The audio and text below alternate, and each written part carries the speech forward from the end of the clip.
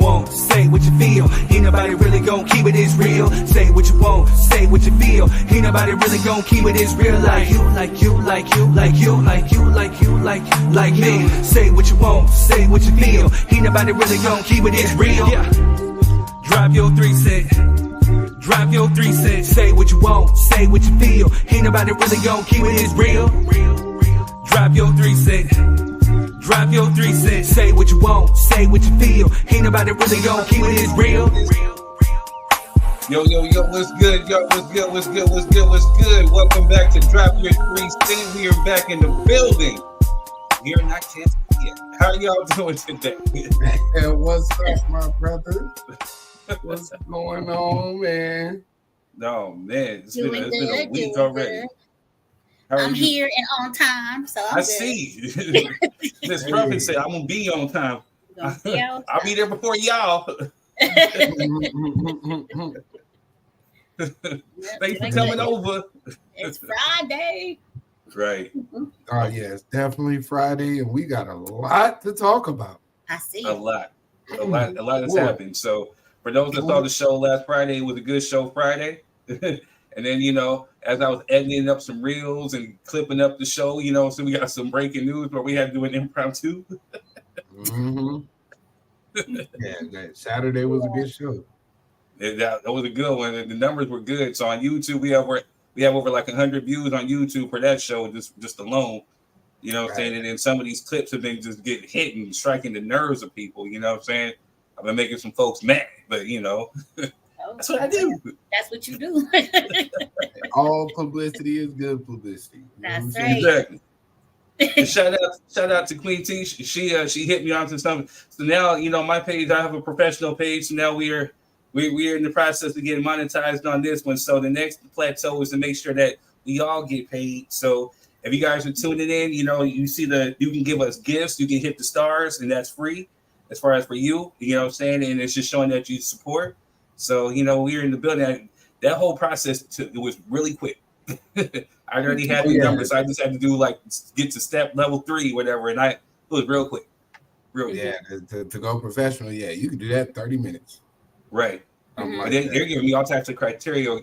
So I'd already broken level 1. So I was already on level 2. So I had to put up some posts, whatever, all this other stuff. Mm-hmm. That got met. And then, of course, getting 500 some views and comments or whatever. Oh, shit.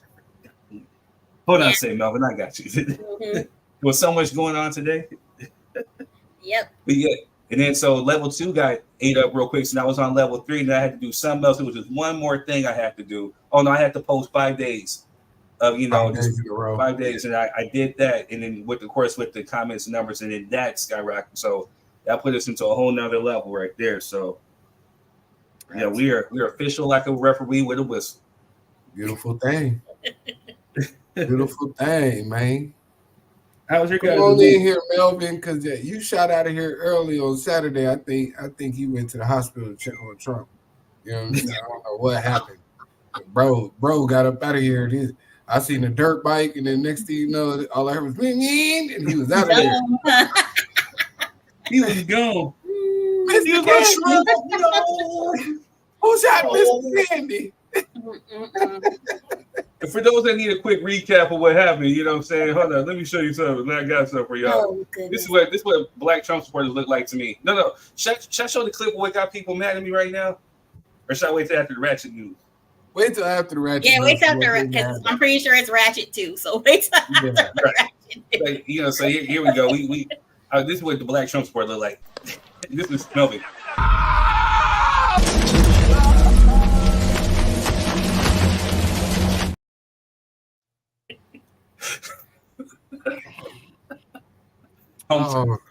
He gonna beat me up. Man. Right. We sick, bro. We sick.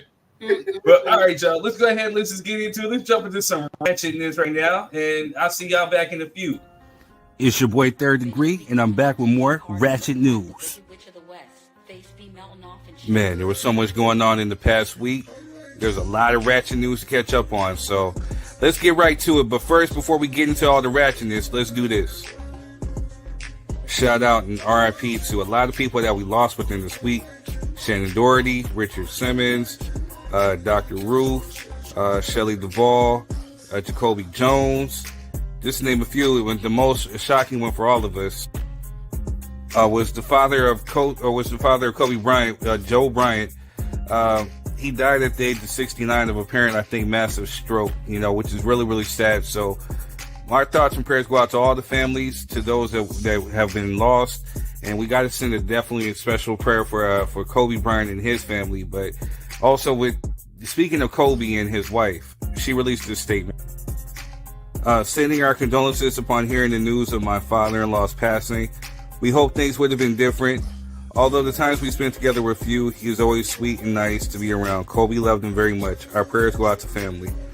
She was being slammed for this. Some people thought it was heartfelt and sincere, and other people thought it was tacky. Some people thought she probably should just never said anything. I'm kind of in between. I feel what people are saying. It was, I don't know. It just didn't seem really sincere to me. But shout out to them. Prayers go out to everybody involved in that. But let's get into some ratchetness. Tyler Perry is being urged to hire writers after Divorce in Black receives shocking 0% score. I mean, I don't know. If you guys don't know what movie we're talking about this movie right here. Divorce in the Black. I've seen it, and a lot of people have been talking about it. It's been all over my social media. And I mean, when y'all ready to talk about it, let's talk, because this was crazy. And I mean, shout out to Corey Hart. He did his thing. He had so many women up in arms about him. Women were really just triggered by everything that this man did, man. And that just goes to show you he's a great actor. But y'all let me know. If we need to have a talk about this movie, do we need to have this as a topic on the show and we have a group discussion about this movie? Because, hey, there was some real life stuff going on in here. So let us know if you guys want to talk about it. We'll have a special one where we actually have a reaction to the movie. Let us know. But do you guys think that you think Tyler Perry should hire, actual writers and stuff like that to write his movies? Just please let us drop a comment in the comments and let us know. But speaking of Tyler Perry, I think that he was dissing Monique with this. I mean, tell me she don't look like Monique, right? They look like Monique's sister, but since they beefing and he probably couldn't cast Monique in the movie, he went and got like a Monique type. And this is just a direct diss. Well, ratchet. Moving on. Looks like Skip Bayless is reportedly leaving his role as co-host of Undisputed at the network after 8 years. I mean, I think I've heard rumors that, the ratings have kind of dipped since Shannon Sharp has left. So, yeah, he treated Shannon like crap. So I think maybe this is his karma. But anyway, good riddance. Moving on. Rapper Pop Smoke's gravesite was vandalized and the casket drug out.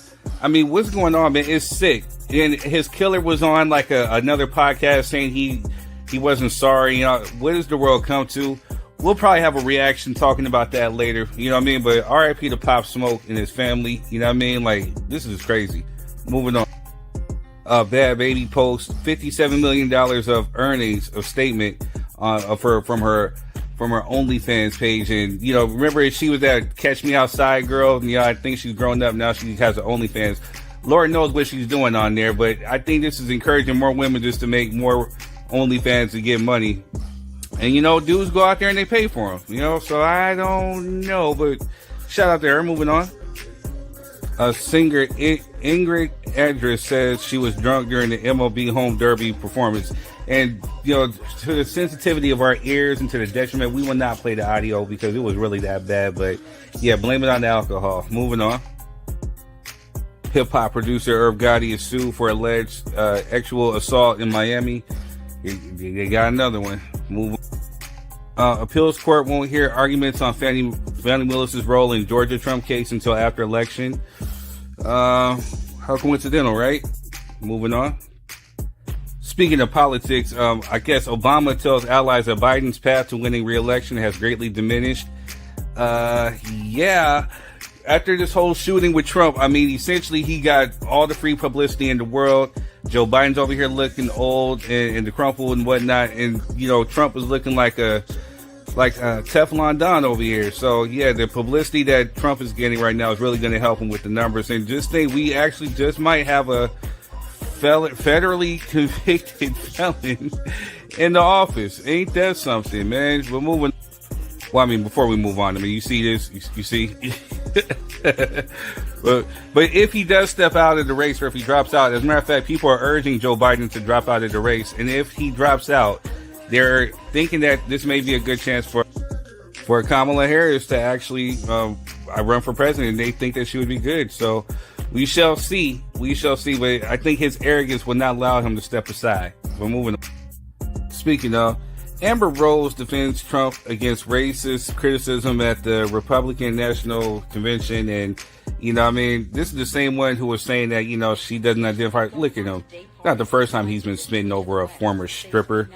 But, I mean, you know, she wants to sit up here and say she doesn't identify as a black woman and blah, blah, blah. But we've heard her say that before. So, anyway, it's just crazy that these blacks will actually do anything to appease these people during election time, you know, but I mean, hey, coon is gonna coon, right? Moving on. And then ghetto ratchet, right? Breaking. Judge Euro Glanville has been removed from the YSL RICO trial. So as soon as he was removed, they announced somebody else that was replacing him with Judge Shakura L. Ingram. You know, then moments later, she had to recuse herself because I think she had a deputy that was involved with somebody. They were screwing around or whatever. It got so bad that they said, okay, how about this? No more black judges. And they went and got Judge Paige Reese Whitaker to be the judge in the new YSL case. I thought that maybe at one point they're probably going to dismiss the case. But now that they got her, I think he's going to jail. Prayers up to Young Thugs. We're moving on. Backing up a little bit, Stephen A. Smith defends Amber Rose's RNC speech. She talked about stuff that hits home. He would say that because he's part of that, you know, that bunch. Experts say that global tech outage is a warning. Next time could be worse. I can't imagine how worse it could be. And last but not least, Illinois deputy charged with murder of Sonia Macy in her face after ordering her to move pot of water. Yeah, I want him to go to jail. I want him to rot. But again, if we're talking about elections, you know, Trump wants to end qualified immunity for people just like that. But that's just my 3 cents. But anyway, that's all I got. Let's just go ahead and get into the show. I got to go. Peace. Anyway, I'm your boy, Third Degree, and that's been your Ratchet News. Yeah. What's good? I'm so sick of politics. It's ridiculous. Yeah. These are the times, though. It's mentally draining me. I know I get it, but it's just mentally draining me. It really is. And the stuff about Obama, like I seen video of him endorsing Biden. So, and something TMZ put out not too long ago was not the truth. So we kind of have to fact check our stuff to see if Obama is really asking Biden to step down. Because allegedly, it's allegedly, definitely. I don't think Obama's saying that. Mm-hmm. I definitely know that the Democratic Party is not endorsing Kamala. You know what I mean? I don't know who came up with that news. The only reason why it would make sense to endorse her is because they've already taken the donations under the Biden Kamala Harris ticket, so they can't redirect them funds this late in the race. You know what I mean? Due to campaign policies. So, you know, if you take Biden out and you're not going to endorse Kamala, y'all got to start all over from scratch and raise some money because y'all can't use the money that they've already given to him. So it wouldn't be wise. I think the Democratic National Convention, like the RNC, but the DNC, they have a pool of money that they use to fund campaigns throughout the United States or Democratic campaigns. Well, yeah, but I'm saying for the presidential ticket, that money that went specifically to Biden and Harris campaign, they can't use that unless it's one of those two. No, I know. I said that it's a completely different set of pot. Like the RNC is paying Trump's legal fees, and they're allowed to do that. Then they're paying his campaign and his family, basically. So the DNC can essentially do the same thing if they would say pick somebody else, like Pete Buttigieg or somebody else. Mm-hmm. Yeah, but it's a loss of a lot of money. Yep, true. It's a lot of money gone. And Stephen A. Smith, shut your ass up. Yeah. That's what I was. Yeah. Man, you and Amber Rose got the same forehead, so we're not listening to you, sir. You know what I'm saying? I like Y'all got the Stephen same A, fucking but haircut. How Shut and up. why? I like Stephen A only because I think he's real, but he just says whatever to get people talking. I don't think he really believes that shit. He I don't can. think he really believes that. It's just what are we doing now? We're talking how stupid it is. And this is not the first time he's done some crazy outlandish takes that you're like, what the hell are you talking? But it gets people talking and it gets his name out there and recognition and over. So I don't think he really believes that. Because when you hear him talk, you're like, "Nigga, you weren't saying that when you popped that question. You were just so he's like an instigator. You mean a And troll? I would yeah, respect him more if he just came out and said that. Like, bro, y'all can't take me serious. I'm trying to run these ratings up. You know what I'm I saying? Like that needs to be the statement. Like, bro, I'm trying to run these ratings up, man. You know what I'm saying? That y'all can be mad at me if you want to. I think a lot of it, not well, I won't say a lot of it, but I think a good portion of it, he actually believes. And that's why probably, I but think a good portion of that stuff that he be spewing because he says it with so much animus. You know what I'm saying? And I don't know people that act that well. You he's a know, good A actor. lot of He's a good actor. intensity. Hmm. yeah, I don't even think Denzel could pull that off. You know what I'm saying? The animus that he has, and it's only when he's talking to us. You know what I Right. mean? When the conversation is directed towards people that look like him, he has a whole lot of vitriol in his speech. Because we're the only ones When that he's will. talking to somebody of Caucasian persuasion, he gets a little more timid, and the big words start to come out, and he gets to backpedaling. So that's the only reason why I say that, because when it comes to speaking on our issues, sir, you be doing too much.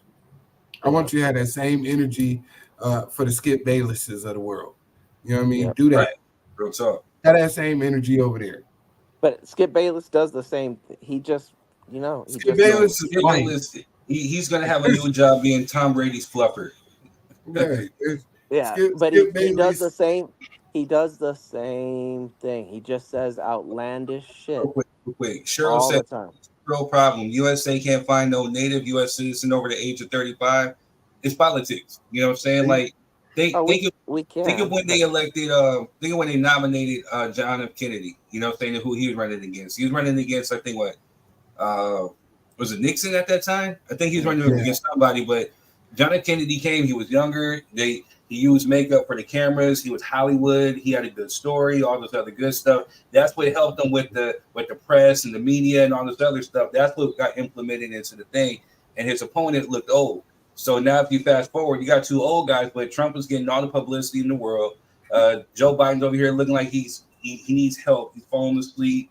He's stiff. He's this. You know what I'm saying? He don't really look too hot. You know, so the press is gonna have a good field day with that. when it's not that we don't have any good candidates. One, it's the fact that the money behind it.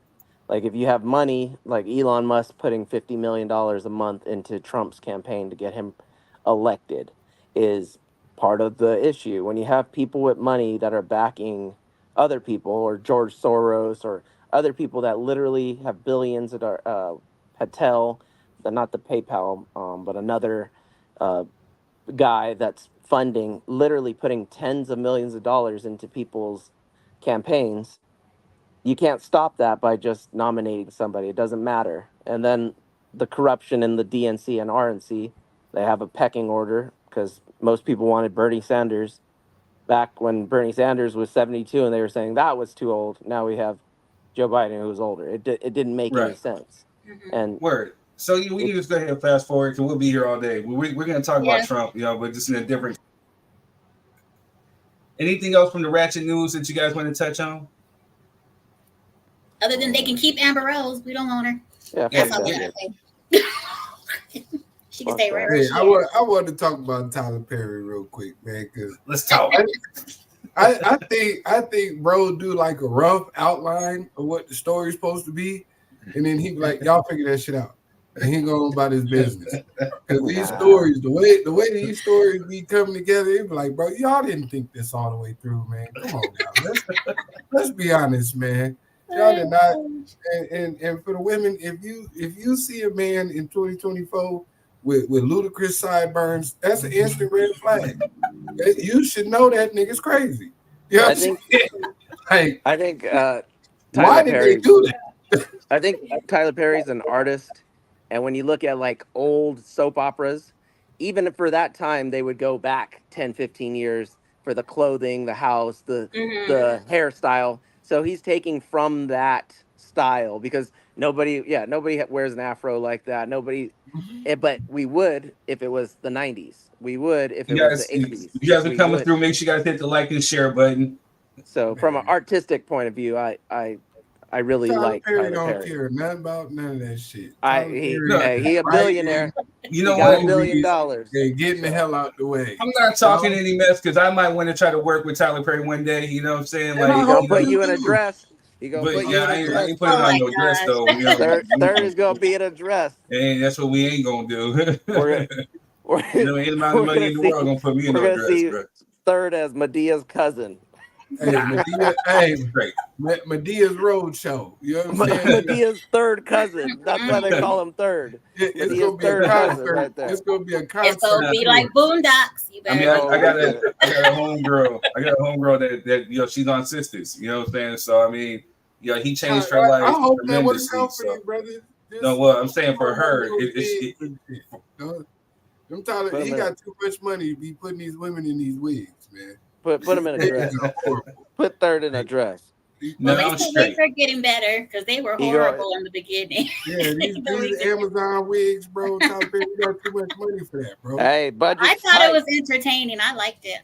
The budget. And a lot of people I know liked it too. That's why I'm shocked at the zero because I know a lot of people. I doubt it was a zero. Right. I don't think it was. We might have a roundtable discussion when we talk about that in particular movie because there was some. I know you've seen all up and down your guys' timeline. Mm-hmm. There was some stuff. Women were triggered. Yeah, I was triggered. Goodness. And make sure you guys are hitting the like and share button. Thank you for coming through. If you guys are just tuning in, if you guys are on YouTube, make sure you hit the like, share, and subscribe button. If you guys are on Facebook, just know that if you want to come on and become a guest, we have the link pinned in the comment section. So just hit the link. Also, when you come on, if you're using your phone, just know that you have to use your headphones and it will work as a microphone. So you want to make sure that you get into a nice, quiet spot. Make sure you're near you're near some Wi-Fi, a good, strong connection, because we want to hear everything that you say.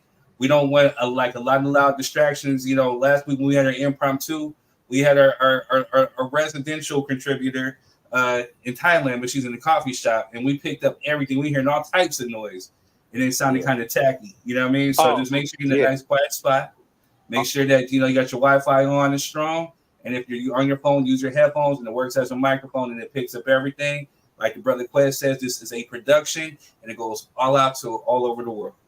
My bad last week when Trump got shot. I was fixing the dirt bike. We just picked it up, and it needed a battery recharge, and I didn't pick up the manual, so I was just, winging it. And then I threw once you got it up and running, you ran to the hospital to go see your boy, huh?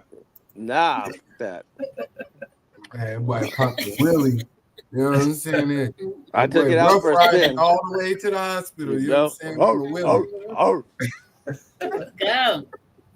All right, Quez, you already know what to do. Oh, man, third, what's the word, man? Third's word, I've been catching a lot of flack on social media as of late because of a short that I clipped up. And so third word, I just got to reiterate to those that just don't know and just really are getting to know me. I don't give a funk. You know what I'm saying? Like, what am I supposed to? I said what the funk I said. You know what I'm saying? Like, that's a sentence. That's the word of the day. Funk is the replacement for the word F-U-C-K. I'm trying to be politically correct a little bit, but funk is, and when we be a musician, that's funk. I stay with the funk I want to say, man. I am not really too worried about which. If I feel it, I say it, right or wrong. and I don't give a damn. The chick looked like a he. You know what I'm saying? And again, so What did I miss? So Very strong faced it. You know what I'm saying? I'm just saying that. Very strong faced it. Who was it? So hold up. So we were on the show. We talked about this black woman who is essentially dissing dating black men, and she said what the white man will do, and this is so. This is just a small step away. Peep this, peep. You ask, what's the difference between dating some black men and the white man? Well, the white man is going to date you, propose to you, and then marry you. The black man is going to shack up with you and play house with you. The white man is going to be clear in his communication when it comes to you. First off, I'm going to start off by saying something. She wouldn't know what a black man does because she looks like the black man herself. Boy, if you don't get out my She's speaking from experience.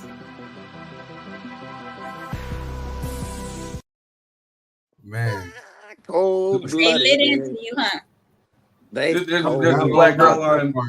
There's a black girl on Instagram talking about facts, and then another one talking about, well, why do you have to install her? You didn't even stay on point. And then another black man jumped up and defended me. Well, she insulted, so he threw insults, and he's right. He's battling where right now for me on IG. So, sir, I salute you.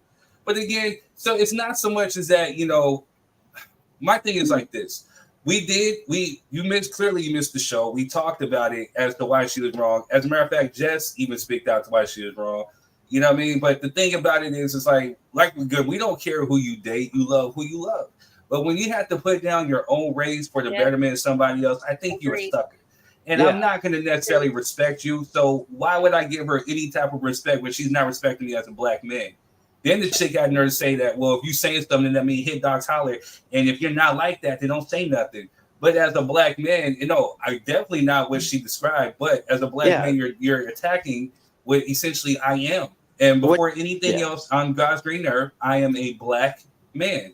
So this is what I belong to. Are we all perfect? No. Are there some shitheads? Yes. You know what I'm saying? But to sit up there and to diss us for the betterment of another race makes you a punk, makes you a sucker.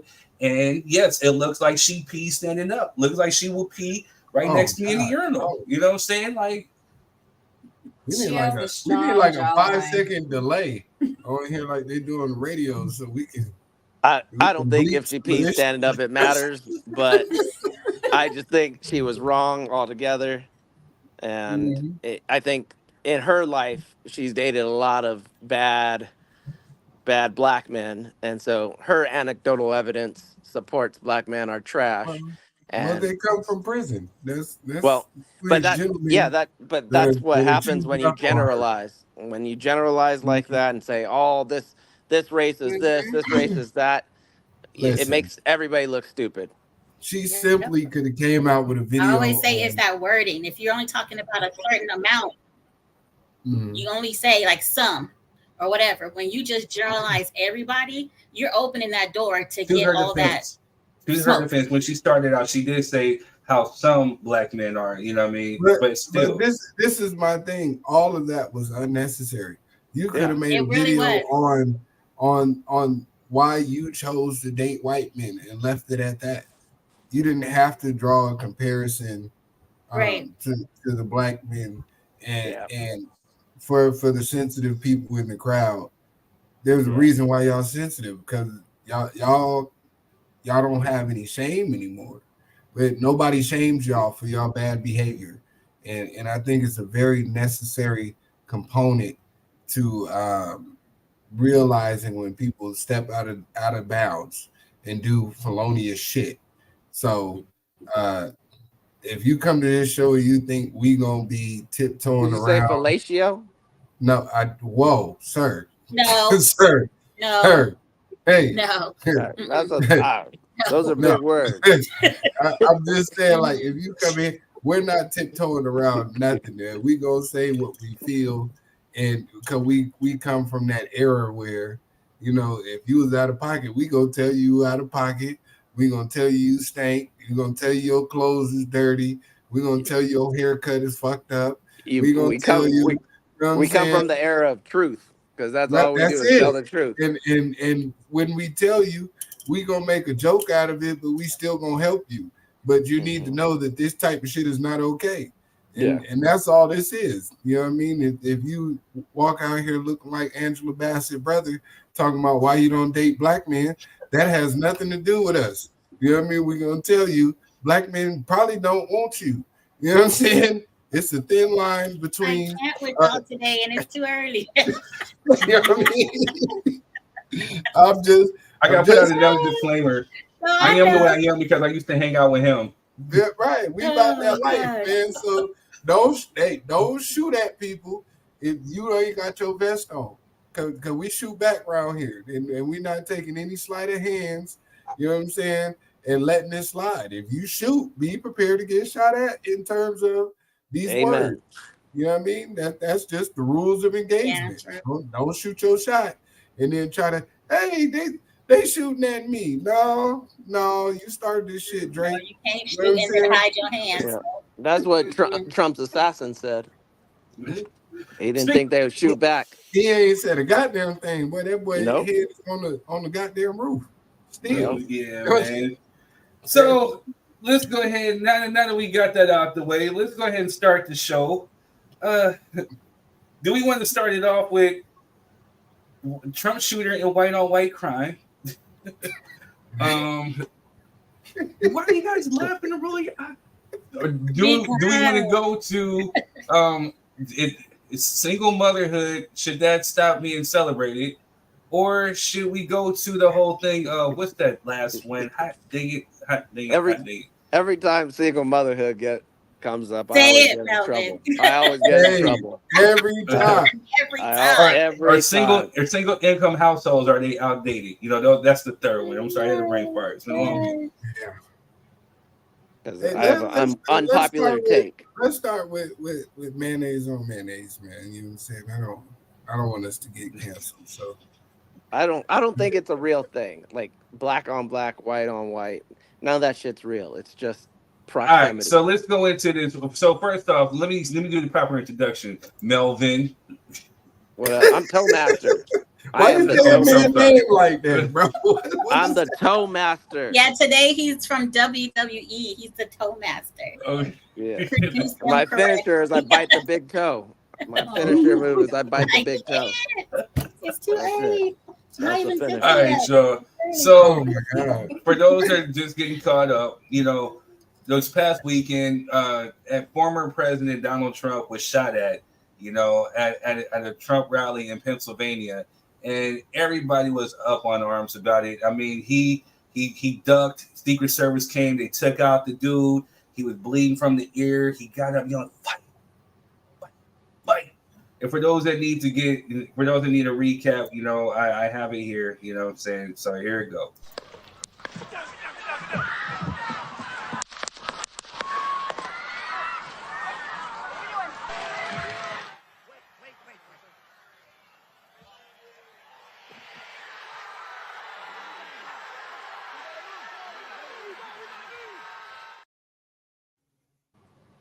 All right. The dumbest shit I've ever seen. The dumbest shit I ever seen. I'm saying, man, now, you know, it was so WWE-ish. It's so befitting with your name because it was really just WWE. And again, we have so many conspiracies just popping up within the minutes. Was it the Democrats? It was this. And was it somebody? Who did it? Blah, blah, blah.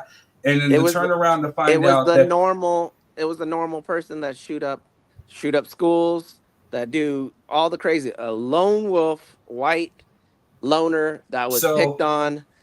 And we're gonna talk about that. So when we actually finally got the details, we found out that not only was the guy white, but he was a registered Republican and a former Trump supporter. So my question to all this is, what made him? Here goes some of the clips. That's not 20-year-old Thomas Matthew Crooks. He's identified as, you know, a registered Republican. You know, Secret Service is right there at him. You know what I'm saying? He's right there on the roof laid out. You know what I'm saying? But he's a registered Republican. And I don't get it. So what are your guys' thoughts on that? It's a normal thing. It's a culture thing. Normally Republicans are familiar with guns and like to shoot. And I think also mental health is really a crisis, not only in the white community but the black community and youth in general. We have a lot of young kids killing themselves. That doesn't make an excuse, but it's also a cultural thing because white males that think they have to be masculine, that are loners, tend to go do shootings because there's white females or females in general that can do the same thing, that are experiencing the same thing, and they don't do it. So it's a cultural thing with white males particularly, because those are the ones doing all the school shootings and mass shootings and those things, because black white or black Asian, any other race could do it, or even any other the other gender could do it, and they don't. It's just one specific race and demographic that tends to do all the shootings. So there's something there that needs to be looked at on why these loners feel the need to do these kind of things for attention, basically, because we're going to talk about his name. His name is now going to live on for infamy, no matter what. Not like a school shooter. We forget those because they happen all the fucking time. But we attempted murders on a president. We talked about John Wilkes Booth, and that happened in what 1846 and shit. We're still talking about that. There even came out with a Netflix series on the murder of Lincoln. So you can live on forever and gain back your masculinity, your identity, be something if you do those horrific acts. And but does that it count? Does it count if you dead? You didn't gain shit back. But those people don't care. That they're the same people that would tend to kill themselves. They don't care if they live or die. They care about the image. Listen, I definitely agree with you that we have a lot of conversations around gun control and things of that nature. But typically, when we have those conversations, it's directed towards individuals that look like us. And that's the sad part about that conversation. That we don't take into account, like, this young man's parents are both social workers, right? If we're talking about mental health, we're talking about someone who has a two-parent household where both of them are supposed to be able to recognize the signs of mental distress in individuals, right? Especially somebody in your home who's ordering, bomb making material and stuff of that nature. So to my whole thing is we got to stop giving these people a scapegoat of okay, well, they were mentally unstable and they got picked on. That's no longer a good enough excuse to me. Like, black people been picked on in this country for hundreds of years, and we ain't never thought to go shoot up the school. We've never thought to, go try to assassinate a president, or when our masculinity has been challenged on a numerous occasions, we never thought to take that out on innocent individuals. So we can't keep giving them okay, well, he's mentally unstable, so we're gonna put him in a nice little safe house. We're gonna take him to Burger King so he can get something to eat and on his way to jail, because he shouldn't be locked up with the regular individuals. We shouldn't lock up individuals like Kyle Rittenhouse, who illegally showed up to a protest with an assault rifle that his mother purchased for him. You know what I'm saying? And killed two individuals, whether they were SA predators or not. He didn't know that before he shot them. But we keep giving these individuals a way out that look like that person. We keep giving them a scapegoat of this mental distress that only they seem to get to use, and the rest of us, we should just deal with it. And that's my issue with it. Like, if we're gonna talk about gun control, we're gonna talk about these shooters, let's focus on the real problem. And I totally agree with you. They all come from one certain demographic. I'm not giving him a pass at all by any means, but I'm saying no, I wasn't saying you. I'm sorry. No, I know. I'm just saying. I'm just saying, just to clarify for myself, I'm saying that that's what it's the culture of white loner, bullied. That's their culture of going out and trying to live bigger than they really are. And whether it's right or wrong, that's just what is happening. And I think it's wrong. Wrong is wrong. And I think you're right on it's a double standard, because we hear the phrase black on black crime, all these things, but yet, or the jokes about black fathers not being in the household, all these negative stereotypes that mostly are not true. And we don't shoot up schools. So then it's like, what is your excuse? You think black people don't get depressed? You think black people don't have mental health crises? Right. It's like, what is going on with that culture, and why is it become this? Let's hear from the ladies. Ladies, what do you ladies feel about it? You want to go ahead, Jess? And how are you doing, Jess? I didn't get a chance to speak to you. I'm doing good. How about you? I'm good, thank you. You want to go first? I don't care about politics, so you can go. I just said I'm exhausted, so our side is going to be very short.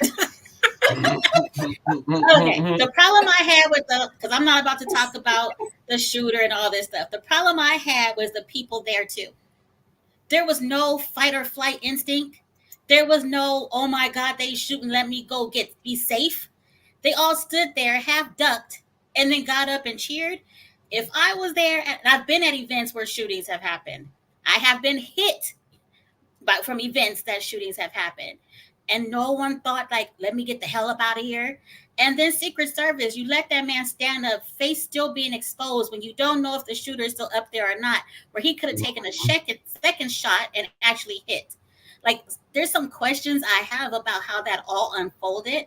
My main concern, though, also, too, is the person who lost their life by supporting a person that they felt should be in office. And has that man finally called that family and apologized and gave his condolences to the wife? I think he Has did. he done that yet? Because Biden had already done that. Yeah, and then the wife rejected the call. How many days after that?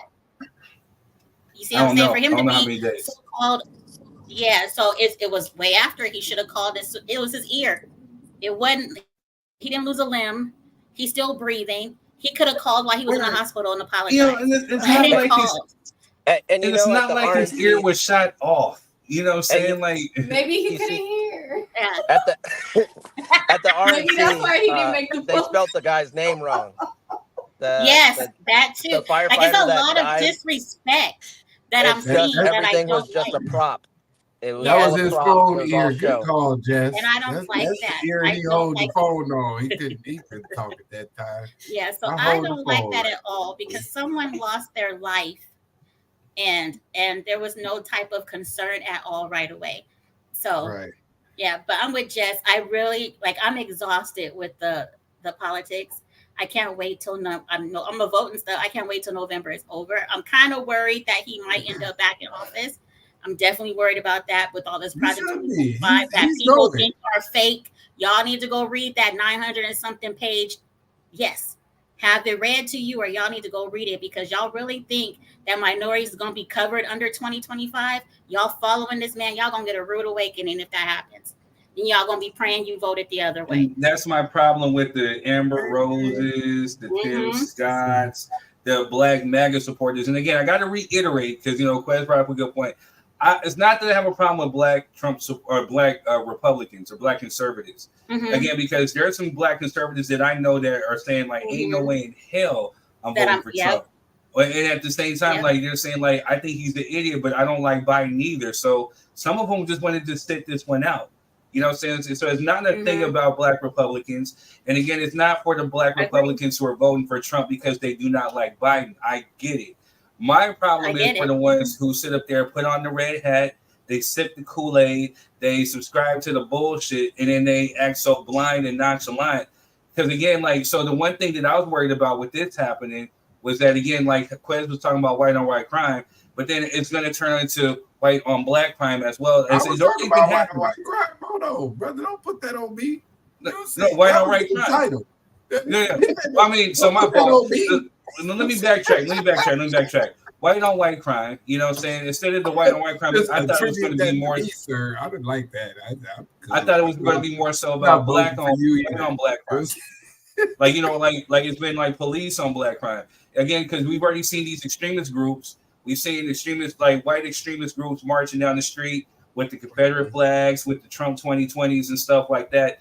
I thought this was going to spark like some type of essential white revolution or MAGA revolution, where now they're already NRA members getting their guns out, want to go terrorize folks and all this other stuff in the name of Trump, because we've already seen what he did with January 6th.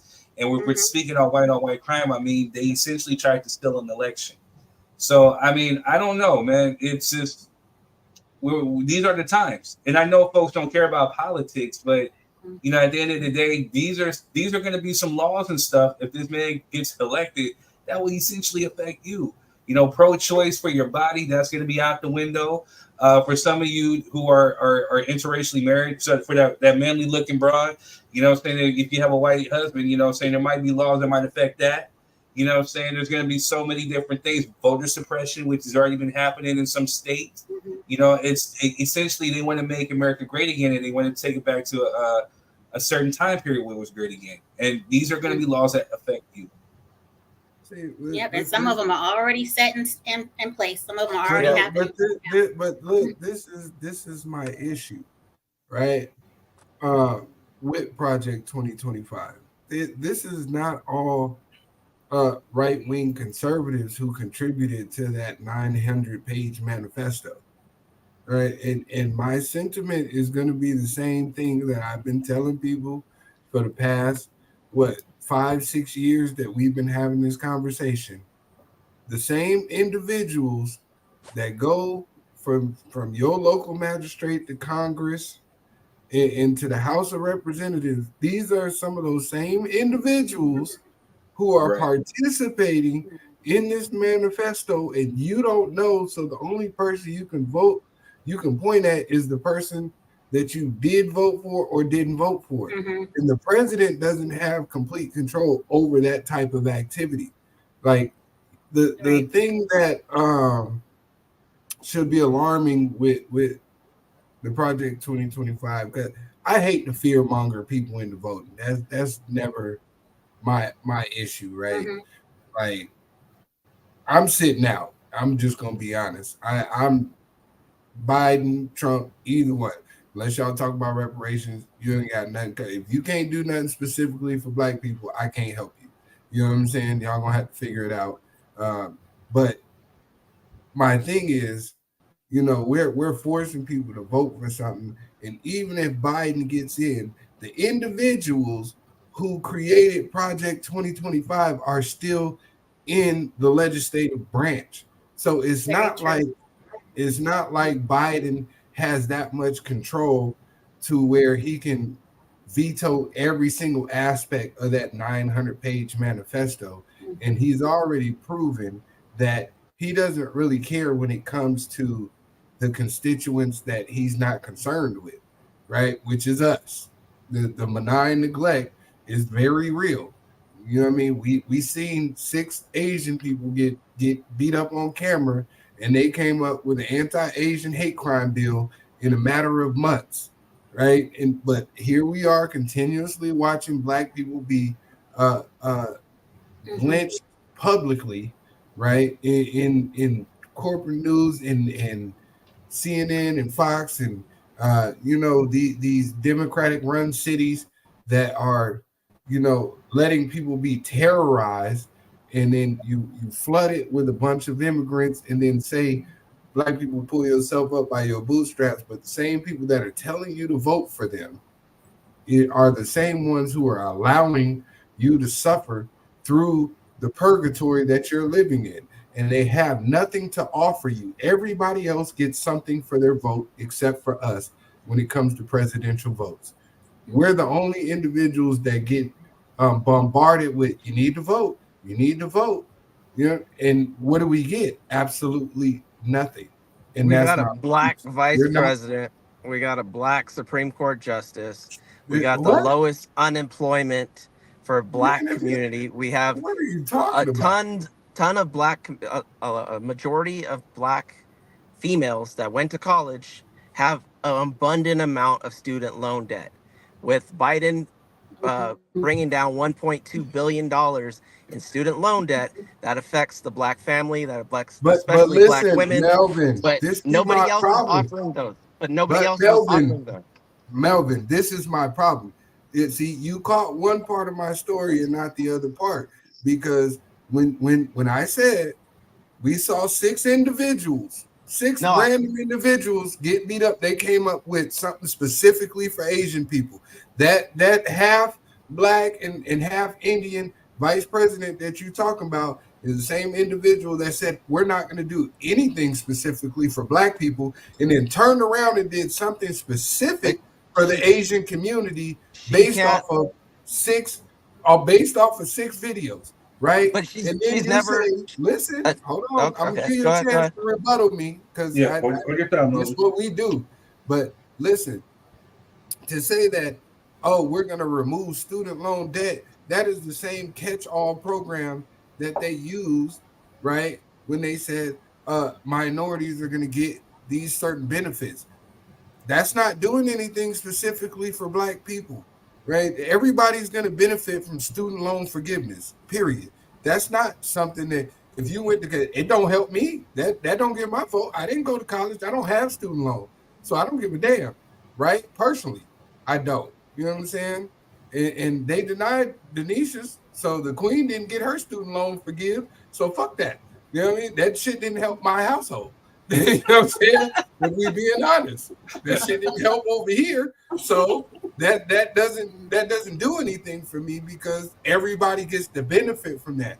What are we going to do to fix the black community that has been detrimentally affected by policies and racial rhetoric over the past, let's just say from the point of 1965 up? I'm not even going to go back to slavery. Let's just talk about from 1965 till now. What are we going to do to fix and eradicate the issues that plague our communities? We still got redlining. We still got gentrification. We still got racial discrimination. We still, there's still so many issues that you can specifically help the black community, and we keep getting ignored to get butter biscuits and fried fish dinners to go vote. What are we doing? Okay, so for Kamala Harris, she was an attorney general. She didn't make legislative decisions. So, and she just enforced what the governor wanted at the time. So she had no power to do anything. And have been several, I think Cory Booker produced the anti-lynching bill 2 or 3 times. In the last 6 years, he's done it like at least 5 times. And every time it gets voted down because there's a mixed, the House, right now it's the Senate is 50-50. And so there's nothing they can really do. And then when it goes to the House, the Republicans run the House. So no bill is passing. So there have been attempts, but until we get a Democratic president, a Democratic House representative run Speaker of the House, and the Senate is controlled by a Democrat, a majority of the legislation is not going to get passed and through. And that has been the case for the last 12 years, though. And so, and a majority of the problem is what you alluded to before: people don't go vote in off-year elections. So if anybody is to blame, it's also us to blame, because we don't go and vote to give the majority to get our causes. Because when Stacey Abrams needed our help because the Georgia Republicans were cheating, like they always do. Kemp was fucking doing voter suppression and all the things that you were alluding to again, the redlining, the redistricting of black districts, all that shit. She went to court, tried to fight it. There was people supporting it, but the black people in Georgia didn't come out to support her. So all the things we want and we're talking about, it's also our fault for not getting them. I gotta play advocate real quick on that note, real quick with Stacey Abrams. She lost twice. No, I hear what you're saying, but at the same time too, let's keep it a buck. Stacey Abrams helped Joe Biden get into Georgia. She helped turn that state from a red to blue. You know what I'm saying? I'm not taking digs at her. You gotta hear me. You gotta hear me. I'm not saying. What I'm saying is that not only would it fall, part of responsibility fell on us, but then the same people that she was helping should have been there helping her. The people with the money, the same people with the resources, should have been there to help her as well, because it was her single-handedly that helped turn Georgia blue. You know what I'm saying? It helped save us from Trump at one time. But when you remember Obama, Michelle, she was the closer. She was in Georgia a lot. Biden was in Georgia. Then you had Raphael Warnock. He was there in Georgia. Georgia was one of the focal points of the past election. That's where they were saying, stop the vote, stop the count, because it was so important. And the Democratic Party put a majority of their resources there. And so sometimes the game is rigged, no matter how we play it. No matter what we want, it's rigged. This is my thing, Melvin. The same intensity that they put on, if the Democratic Party really cared, the same intensity that they put into these presidential elections, they would do the same thing for these interim year elections. You know what I'm saying? Like the BET Awards happens every year. Like they're not talking about, local elections on the BET Awards unless it's a presidential year. MTV's not talking about it. The Shade Room's not talking about it. The Grio's not talking about it. All these other websites that that's the media. What I'm just saying, but when it comes to election time, they make sure that they get Taraji P. Henson and go on stage and talk about we're fighting for democracy. We're talking about presidential elections. Last year was nobody talking about shit that had to do with no election last year at the BET Awards. We didn't hear shit about. Most of us didn't watch it. You know what I'm saying? And nobody cared either way. But they still never made any statements about, hey, let's go support Raphael Warnock and Stacey Abrams. They didn't do any of that in those interim years, the 3 years in between presidential elections and 4 years, to galvanize the black vote so that locally, that you keep saying for the past 16 years we haven't had this, which is very prevalent because nobody's focusing on sending people to the House of Representatives. And I agree with you. So that needs to be if the Democratic Party really cares, that should be your focus. Who gives every a damn 2 years presidential election when we have 4 years to strategize to change these seats? But even before those 16 years, we've had all these individuals, and black people have still gotten ignored. So we need to. The problem is also money. Well, no, we need to galvanize our vote for the individual, right? We can pull resources. We spend $1.8 billion trillion a year here in the United States of America, black individuals. But most of that is to look good. I understand. Listen, to better the community. Word. I'm not arguing with that. I'm saying that same amount of money can create a super PAC to start moving individuals into the position that we need them in, that are going to listen to our priorities. I agree with you 110%. But we need, who do we have as the black political leader that we can have that puts this super PAC together, that raises the money, other than Michelle Obama or Barack? We haven't seen a figure as polarizing as Barack. No, so and that's part of the problem. Right. Now I feel you. So what we're gonna do, we're gonna put a toothpick in that, because again, we can stay on here talking on this topic for hours, like us. You know what I'm saying? Well, we're gonna think about the folks out there too. So we're gonna. Sorry. It was Tish. Oh gosh. I hear you, girl. I'm about to go vote for Trump now. You know what I'm saying? Where's my MAGA hat? Where's MAGA? Where's MAGA? I'm about to go right there with Amber Rose. I can't stand some of y'all sometimes. But yeah, so we'll put a toothpick. We'll come back to that. You know what I'm saying? You guys both brought up some valid points. You know what I'm saying? So, and then we want to make sure we keep this underneath 2 hours. So, but so the next topic that we want to probably get in on is single income households. Is that outdated, And then should we stop celebrating single motherhood? So which ones do you guys want to tap into next? Oh, I think the single household would be the best bet. Of course you would. Don't run from the already smoke, knows. Melvin. Don't Everybody run already from the knows how I smoke, feel. Melvin. My question though is for Then single no mother, business. is it really being celebrated? Is single motherhood really being So celebrated? do you guys want to talk about that, or you guys want to talk about the single income household? Because when I saw the topic, every time we have a discussion clips. about it, yeah, I need to see, because every time we talk about single mothers, to me it's not on a yay level. It's on what single mothers don't do or the problem. So Yeah, I don't see it as being celebrated. Well, yeah, I don't. Again, I so think- is that hold on.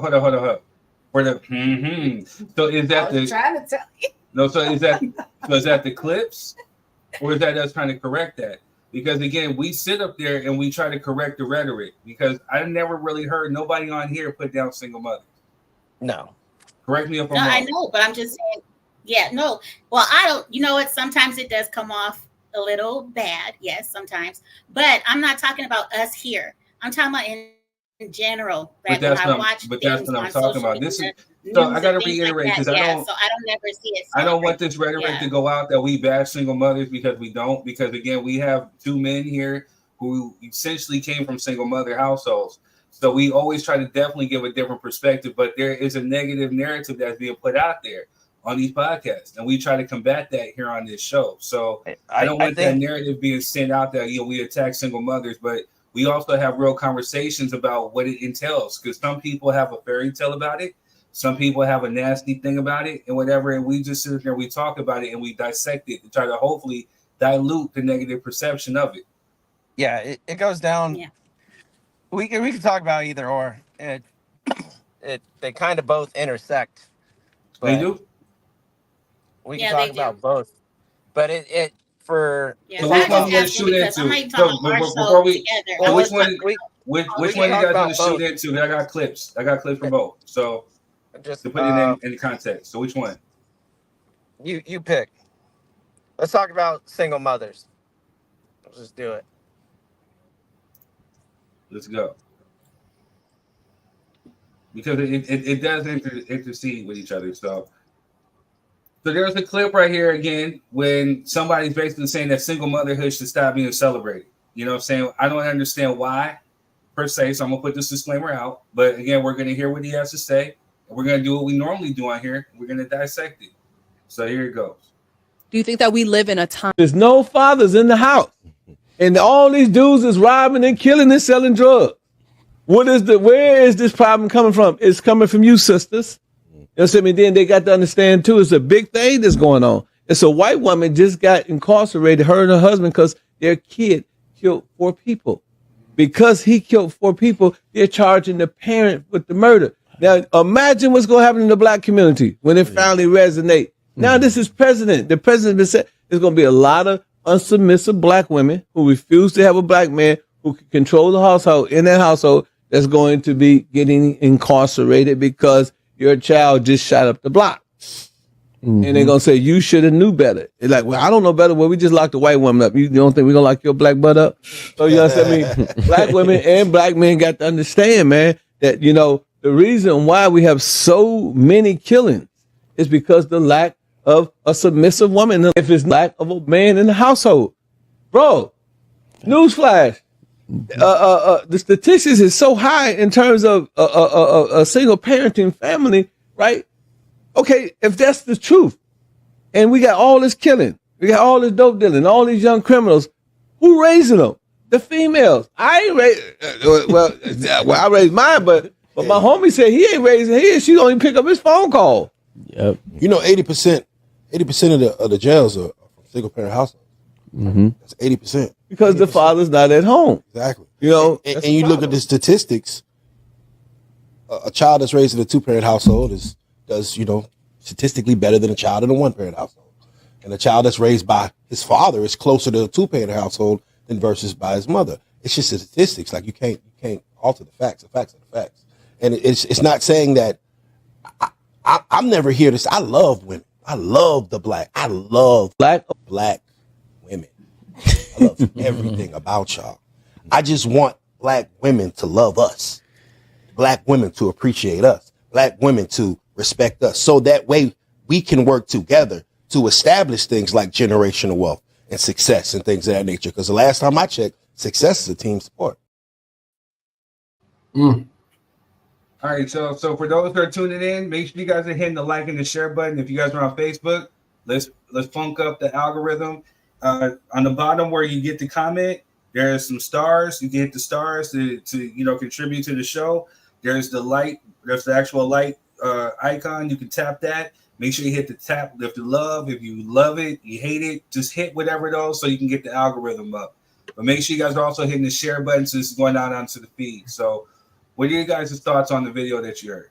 Hey, real quick, I want to just say something about them stars, man. For $1, you can send 10 stars to help support the show because we really sacrifice to make sure that this show is productive and that the production of this show is at the quality that it needs to be and interactive for the individuals that show up and see it. So it costs you nothing to send 99 cents on a Friday before you go buy your Henny and Coke or your vodka and cranberry or your sex on the beach, whatever drink of your choice is at the club or wherever it is you're going. Send us $1, man. It's really that simple, man. Help support the movement because we had these conversations so that y'all don't have to go on YouTube and watch a bunch of men yelling at OnlyFans models and a bunch of women telling men that niggas ain't shit, right? We try to bring you the balance so that we can have real constructive conversations. And if you could just support us with a single dollar, just $1, we would greatly appreciate it. All right, I'm good. Go ahead now. All right, now Cheryl says, again, being a single mother is no easy glory road. Why is she single? Is she a widow, divorcee, or just knocked up? If she chooses to keep the baby, no, she is on her own, or now she's on her own. And then now she also followed up with another comment. Ideally, a child needs 2 parents, 4 grandparents, some cousins, an auntie, and uncle or 2. It takes a village for real, for real.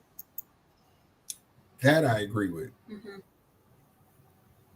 But you know where I'm coming from. So I want to hear the women on this one, especially Jess. Jess, and you ain't speak on no politics, but you are blessed enough to be with my brother third at the moment. You know what I'm saying? And you've been a single mother before, so I'm curious to see what your insights is on that conversation. I want to give you the floor on that. Why, thank you. I kind of agree. It should not be glorified because there needs to be a 2-parent household. That should be the narrative. It is extremely hard to do what I do day in and day out by myself, constantly, no break. And it's like, why is that glorified? I think that could be some of the problem with a lot of the, I guess, modern men these days is that it is glorified and, oh, my mom did it, so you should be able to do it. So when you get into a relationship, they're expecting you to still perform those single mother duties when it should be shared. You know what I mean? Just, I don't know. I just feel it should not be glorified. I tell my son all the time, this should be done with 2 people, not 1. All the time. You mind if I give a little pushback, just a tad bit? Yeah. Even if, because let's be realistic in terms of the way relationships work out. Some people do have children and eventually they decide to part ways. Ideally, we want 2-parent households, right? Mm-hmm. But could we have 2 separate parent households where the playing field is even across the board? Would that also be beneficial to the children? Like, I don't necessarily have to be with you and you don't necessarily have to deal with my shenanigans, but as long as those individuals come together for the betterment of the child, whether it be a couple days at my house or a few days, summers here, whatever the case may be. Right, that's all. That's my only pushback on that. Is that from my perspective, few women are not using the resources that they have because one of two things: one, they're vindictive in the right that how dare you leave me and go better your life and then go do something productive, so now you got to pay. You know what I'm saying? Or and use that child as the chess piece in terms of me being in complete control of whatever it is that you have going on because you decided to leave me, or there's individual women who use the scenario of if you're not going to do what I say, you don't get to see your child. So now my child suffers, and then 20 years down the line, an individual got to explain why. Hey, look, I tried to do what I could. Your mama was on some other shit, or even your daddy was on some other shit. I know some single fathers too, who alienate the other parent because they feel like that parent isn't up to par where they are. You know what I mean? Like, I'm over here doing this. If you can't show up and do this, then you don't deserve to have interaction with the child, which is completely asinine from either perspective, because regardless of how you feel as an individual, that child still needs both parties involved, whether y'all live together in-house, out-house, whether they show up when they want to, but whatever the case may be, there should always be, to me, a open door policy for them to interact with their child so that those questions can get answered. So as far as working together, yes, I do agree with that. You said something about the women that keep the men away from the children. That is not possible if you go to court. That's what I was saying before in a previous podcast. When you're married, no matter Hold on, Melvin. Let her get it off. You said court. Melvin, unmute it quick. Right? Court? What court? I'm in court right now. I'm on my way to court. I've been. So no matter what, when you're married, there is visitation rights, no matter what. No matter if you pay child support out of pocket, no matter if you put them on the system, it's gonna be some type of visitation. The mom cannot keep the child away. And if she does, guess what? The father could call the cops. There is a record that could be kept. That's how it works. So fellas, I see you don't have a penis. That shit made me laugh. That yeah, you don't have a penis, man. That's what happened. Because I don't think you understand how the court system really works, Jess. In theory, it works just how you said, but in practicing, it's not like that. As I alluded to before, as I said before, been to court 15 times, spent $150,000 on lawyer fees alone, and I still only have 40% custody. And then when the person violates the thing, you have to take them to contempt of court. And that is another money you have to spend. And oftentimes the judge is merciful on the single parent, the single mother. Oh, you're working 2 jobs. Okay, I'm going to slap you on the wrist. The mother, how often do you hear mother goes to jail for not paying child support? How often do you hear mother goes to jail for not letting the kids see him? You don't. And it happens all the time.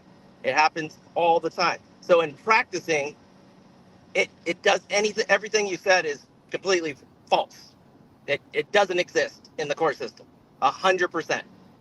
And I think if you saw the clips, LT, you saw all the posts I said. In that parental thing that I told you, every day, one of the men in there says, you know what, I'm done. And they kill themselves because the court system doesn't take a week. It takes 6 to 12 months to hear your case. Yeah. So if baby mama is not letting you see your kid for a whole year, just for the judge to say, okay, you get every other weekend, and you just spent your whole life savings, you're going to be demoralized. Why do you think Amber Alerts happen so often? The child is missing. It's the dad that takes the child because the mom wouldn't let the dad see the kid. And the dad is at his last ropes. Right or wrong, that's what happens with the Amber Alerts a majority of the time. Especially in California. Especially in California. So it's not that, especially in California too, it's the courts are sympathetic to the mother. Although it should be 50-50, Not they in are. San Bernardino. Well, I think every court Oh, system is Riverside different. County is exactly. No, it's all case by case though too. It's definitely case by case. Depends on the judge. That too. It I was about depends to say on that. the judge. It depends on the county, because by here in Vista Court, where you're by the military, if you're by the Camp Pendleton, and so many Marines have babies. Oh yeah, y'all getting raped. Don't worry. They're about like, it. okay, you're in the Marine Corps. Oh, okay, mom gets custody because you're gonna deploy. You're working 24/7. Your availability is subject to change at any moment. So we can't give you the max amount of custody. And that's how they do it. And they do it to a lot of female sailors too. But yeah, they do. They do. Melvin, but listen, before we even get, because a lot of times what happened with this conversation is we jump straight to the courthouse. And I think there should be an opportunity before you go to the courthouse and put these people in your business, because at the end of the day, it's designed that way for a reason. They don't care about you or your children. Period. Point blank. Nope. Even if that man gets put on child support, the money that he's going to give you goes through them. They take a portion, right? Then they distribute the rest to you. And then now you're in an even bigger argument, because the portion that they send to you still may not be enough to provide for the things that you and that child need. So I now think that's you're if the mother's on cash aid. What? If the mother's on cash aid, they do take a portion. But if she goes straight to the child support, she gets the full thing. No, there's still a processing fee, cash aid or not. Well, the mother will get the full amount here in California. The mother gets the full amount, but the father has to. Yeah, that's what I'm saying. So that be the disconnect. 10% to the state. Melvin, you cut out for a second. Oh. Yeah, we pay a processing fee, right? Which is additional money. Yeah, there's additional money that goes into that. They give you the amount that the court agreed upon, but there's a processing fee on the other end of that. And then it creates a disconnect, because now you're saying, hey, I need this little bit of extra to do this with the kids and do that. And now that individual is like, fuck you. The court said what I had to do you. There is no extra. In California, it's 10% arrears payments to the parent that is on custody. So the state will get 10%. But there is an option where the father can pay out of pocket. But there is an option. But it doesn't matter if you pay out of pocket or not. The whole point is having the government or the state in your business. And I think with this topic, it's all often a zero-sum game, where we have to generalize or put down single mothers to boost single fathers. And I think that is part of the problem when it's, like LT said, a case-by-case right. A case by case. Because that's why I tried to steer the discussion to, why are we going to the courts to begin with? Right? Why are we not being mature adults, even if we're not fully mature?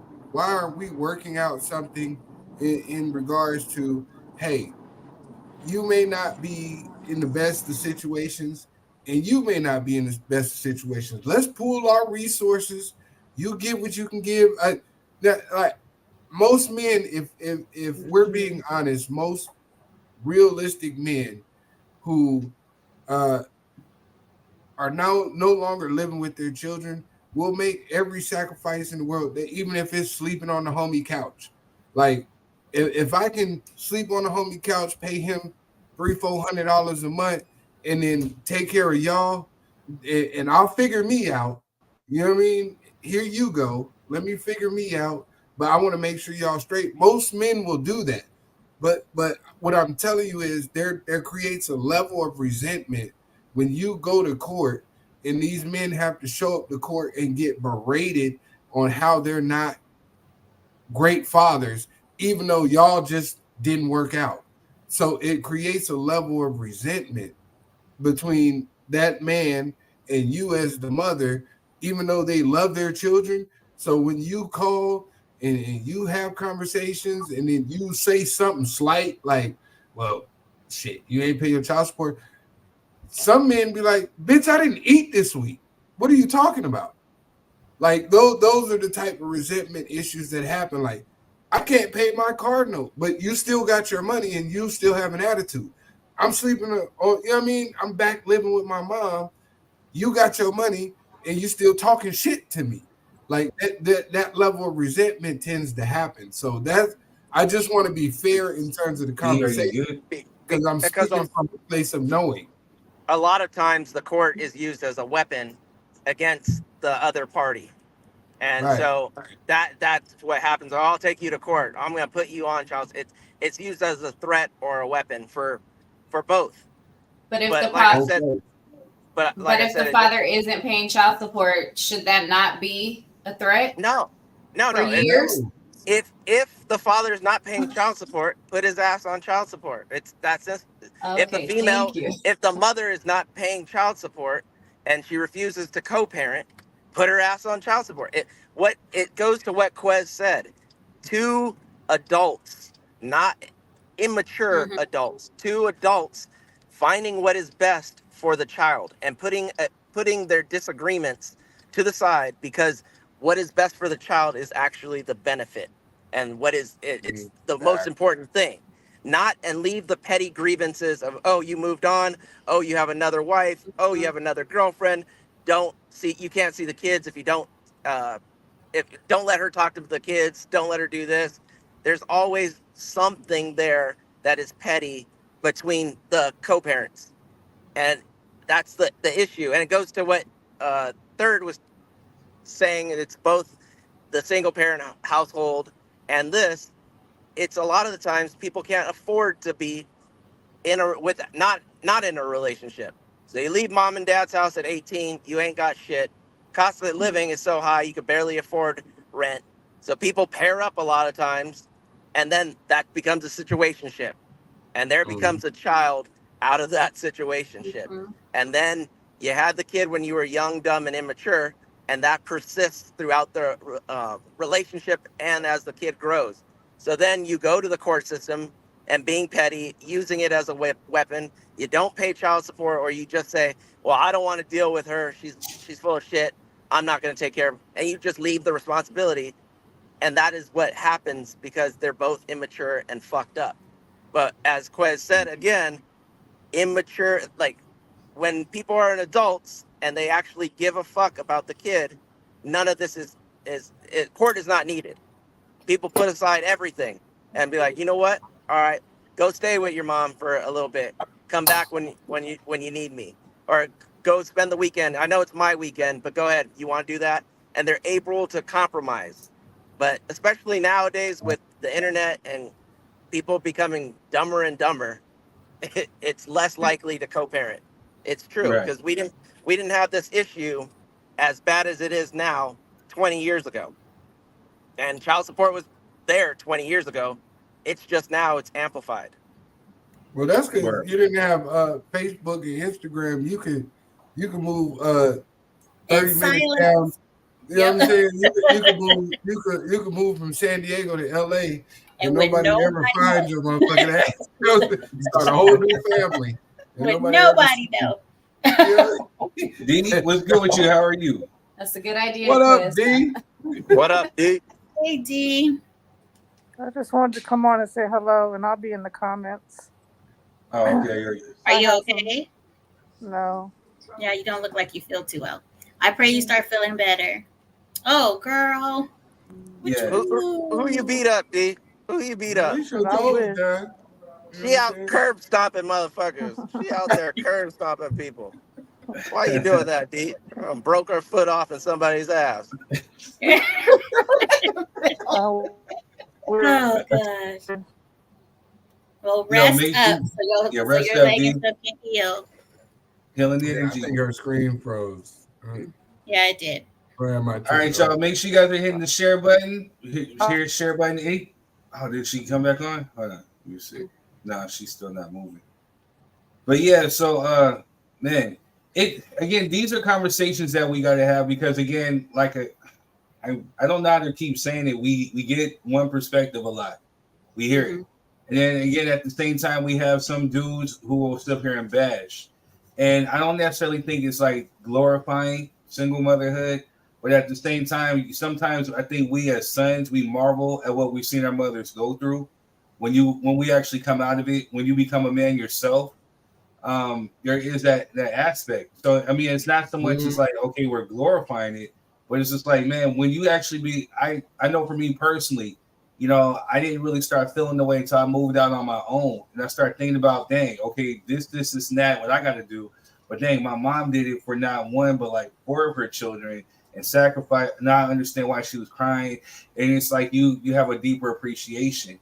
And I don't even necessarily think it's one of those things where Jess was saying with these quote unquote modern men or whatever it is, you know, well, if my mom did it, then you can do it. But essentially, again, I think some to play advocate. What did I hear? But so to play advocate, I think it's more so like, you know, it's somebody giving you a blueprint for the ones who feel defeated or they give that defeated attitude. I can't do it. I can't. If this woman right here did it, then it's possible for you to do it. There's a blueprint for you to do it. The essential goal or the essential message is to not necessarily give up, not to necessarily accept defeat, and not to necessarily just think that, okay, hey, you're getting your ass kicked. Just know that it happens to a lot of people, and then they're going to make through. Not saying it's easy, but again, there's a blueprint. For those who are just stepping into motherhood or fatherhood and don't have a blueprint, they don't know what the hell to do. You know what I'm saying? So it's just one of those things. I think you kind of just proved just point though, just a little bit. Mm-hmm. Because I think us males that grew up in single mother households, we tend to do that a lot. You know what I mean? Like you ain't shit like my mama.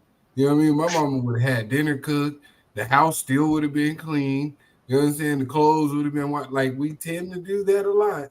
You know what I mean? So I think in your explanation of what your point was, you kind of just told on yourself.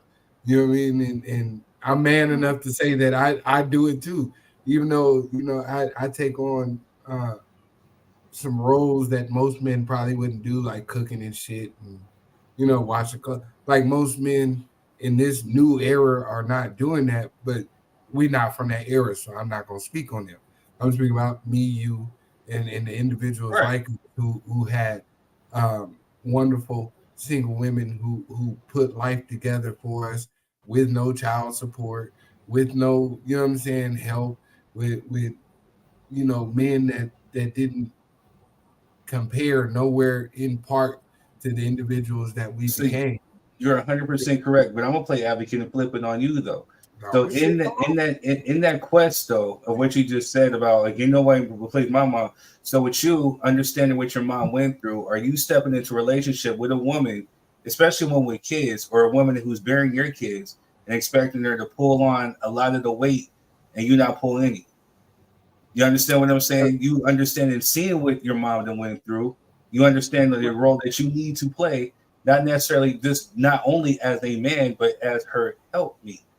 Well, I think my motivation be different in terms of how I view it, because yes, my mother did a wonderful job, but at the end of the day, I show up every day to be the individual that my father wasn't. It had absolutely nothing to do with my mom. As much as I love her, as great as she is, and I appreciate it, my motivation is a little bit different because I know what it feels like to not have that male role model, to not have the man. And I'll be honest, sometimes I'm not the greatest at it, but I strive to be that because your mom's gonna love you regardless. Like True. let's be real. Like you can play basketball for the next 10 years, right? And you can get 2 points a game. Your mama gonna show up with signs. You know what I'm saying? She gonna be cheerleading, taking pictures like you was out there like Kobe. Your dad gonna be like, bro, what the 2 points? My nigga, I'm not paying for you to play basketball to get 2 points a game. Like, sit your ass there. We I need to ain't find just a something else man. to I might do. say the same thing. Like, girl, Yeah, you might like, need to find Well, you another. different. You a Sagittarius, so you know. I'm just being honest. Like, we might need to find mothers, another sport. that's a mother's love. My mom though. will They support gonna- me. they She gonna said like she'll you support, through but she like maybe you might want to think something else. Yeah, they gonna be sweet about Yeah, it. I'll They gonna support you. support you through I'm gonna that. support you all the way to changing your sport. Yeah, but I have to fathers, do it. we got a different love language. Like, bro, this ain't your shit, man. Like, we gonna see at practice before you even have your first game. Like, he ain't gonna make it. Shit, man, we need to teach him to play That's chess. me. You know what I'm I saying? at least give my son a chance. That's, I mean, that's I'd that rather Capricorn you right just there. stop right That's there that Capricorn. and get rid of that Hey. frustration and find something you good at. Yeah, That's we me. be on We're the way being home. frustrated. Like, We're gonna move hey, on to something else. can you draw? Let me see some pictures you drew or something. Yeah, I know you like basketball, but you know what I'm saying? You ain't never tried to play piano or some shit. Like, Yeah, bro, that was Right. But it just goes back to what I'm saying though. But what right person would call themselves a man that would sit up there and to say, hey, you got to pull your weight. I've seen my mom do it as a single mother when you're right there as a partner. There's a lot of but men it's not that Those it's not aren't that men. we, Yes. Those aren't but men. it's not that we say that. That's my thing. It's not that we say that. Do you do it? It's that we internalize it and like Do you our expect it frustration because that's comes what from you're that. used to? Is that what Yeah. you Like a expect it lot of because our you're used to relationship it? Melvin problems. hit it on the head. Yeah, a lot of our relationship problems turn from we trying to date our mothers. Just like we say women try to date, you know what I'm saying, they sons when they raising them at the house single by themselves. Single household raised males try to date their mama. You know what I mean? You go out and find a woman that's just like your mama. And if she's not that, then you have some type of animus towards her. It's just quite natural human behavior. I'm not saying Freudian. that you're wrong. I'm just saying you So need have to you done that? recognize it and channel that energy into, okay, let me focus on her for being her, because let's be real. Every individual, the first version of God that you get is your mother. Right. You don't know any other religion until you become of age to know something else that they put upon you. The first version of God you have is the woman that feeds you, clothes you, change your diapers, even if you're in a 2-parent household. Your mother is God. Right. That's like, let's be honest. Your mother is God until we tell you that Christianity is God or Muslim is And God. sometimes she's the devil So too. yeah, so I mean, so these Sometimes she could be so, the devil. Just throw that out there. right. Well, so we're gonna jump into the next topic because we only got a little bit more I time. didn't But get to say anything. hold on, I'll let you get off, Tish. Okay. But Dee says, "Yeah, have you done that? My son sure didn't." Real quick before I let you get off, Tish. Yo, again, like, with a belt. so yeah, she said, "Yeah, God with a belt." So my thing is like this, though. I mean, you would, I don't know. For me, now maybe I'm just thinking. For me, I'm not looking for my mom in another woman, or essentially to date or have another version of my mom. You look for certain qualities that maybe you might be used to, but you're not necessarily looking for a version of your mom, because again, if you're walking in a realistic qualities from, sir? Huh? No, Where did certain you get those qualities certain qualities and aspects. I think you can look for them, but again, third, that person's I think not what going to be Quez your was mom. saying was Quez was saying the best attributes we tend to, absorb from the people that are our guardians. I agree with that, So but I also look for the bad too. if your mom is strong, if your mom is the discipline, you're gonna take those. Okay, well, I know this because I'm familiar with this. Let me go look for a person that has similar qualities that I feel comfortable with.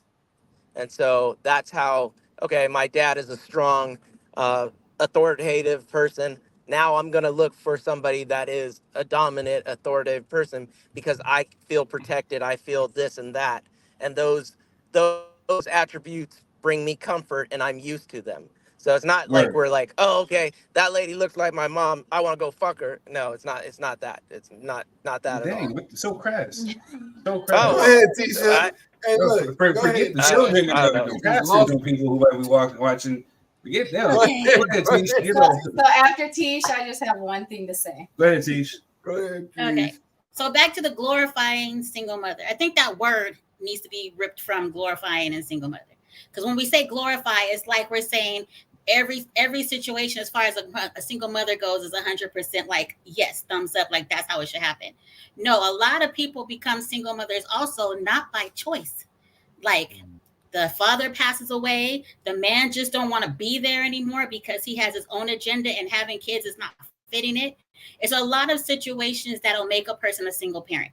So I don't like the word glorifying. But what I do sometimes feel like I give y'all a praise and hands up for the stuff that y'all have to deal with as a single parent.